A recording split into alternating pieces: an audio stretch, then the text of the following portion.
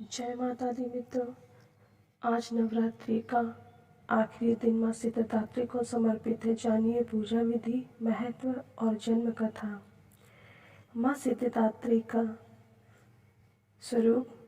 माँ सिद्धिदात्री को देवी सरस्वती का स्वरूप भी माना जाता है। माँ को बैंगनी और लाल रंग अति प्रिय होता है। माँ सिद्धिदात्री की अनुकंपा से ही शिव जी का आधा शरीर देवी का हुआ और इन्हें अर्धनारीश्वर कहा गया है। आदि शक्ति माँ भवानी की नवी शक्ति का नाम सिद्धिदात्री है।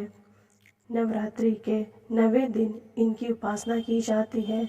माँ का यह रूप सभी सिद्धियों को प्रदान करने वाला होता है। माँ सिद्धिदात्री की पूजा अर्चना से सभी तरह की सिद्धियाँ प्राप्त होती हैं और लौकिक परलौकिक सभी तरह की मनोकामनाओं की पूर्ति होती है। माँ का स्वरूप। माँ सिद्धिदात्री का स्वरूप अत्यंत ही परम दिव्य है। माँ का वाहन सिंह है और देवी कमल पर भी आसीन होती हैं। इनकी 4 भुजाएं हैं। दाहिने हाथ और नीचे वाले हाथ में चक्र, ऊपर वाले हाथ में गदा और बाईं ओर के नीचे वाले हाथ में शंख और ऊपर वाले हाथ में कमल का फूल है। माँ सिद्धिदात्री को देवी सरस्वती का रूप भी माना जाता है। माँ को बैंगनी और लाल रंग अति प्रिय है। माँ सिद्धिदात्री की अनुकंपा से ही शिव जी का आधा शरीर देवी का हुआ और इन्हें ही अर्धनारीश्वर कहा गया है। पूजा का महत्व। इस दिन शास्त्रीय विधि विधान और पूर्ण निष्ठा के साथ साधना करने वाले साधक को सभी सिद्धियां प्राप्त हो जाती हैं। इनकी उपासना से भक्तों की सभी मनोकामनाएं पूर्ण हो जाती हैं। भक्त इनकी पूजा से यश, बल, कीर्ति और धन की प्राप्ति करते हैं।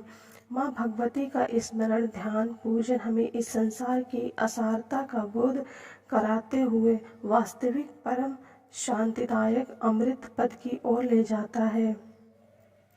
सिद्धिदात्री की पूजा विधि।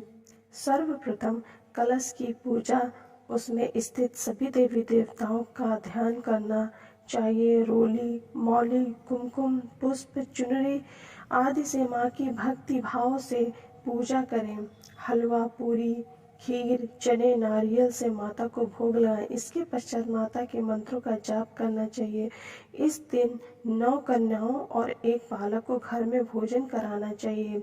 कन्याओं की आयु 2 वर्ष से ऊपर और 10 वर्ष तक होनी चाहिए और इनकी संख्या कम से कम 9 तो होनी ही चाहिए। नंदा पर्वत पर है माँ का मंदिर।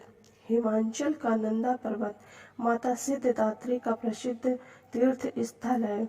मान्यता है कि जिस प्रकार इस देवी की कृपा से भगवान शिव को 8 सिद्धियों की प्राप्ति हुई, ठीक उसी तरह इनकी उपासना करने से अष्ट सिद्धि और नवनिधि बुद्धि और विवेक की प्राप्ति होती है।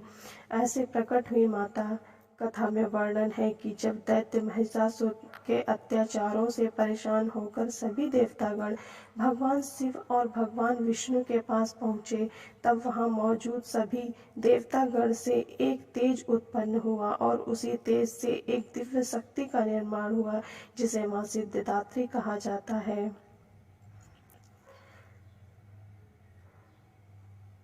जय माता दी।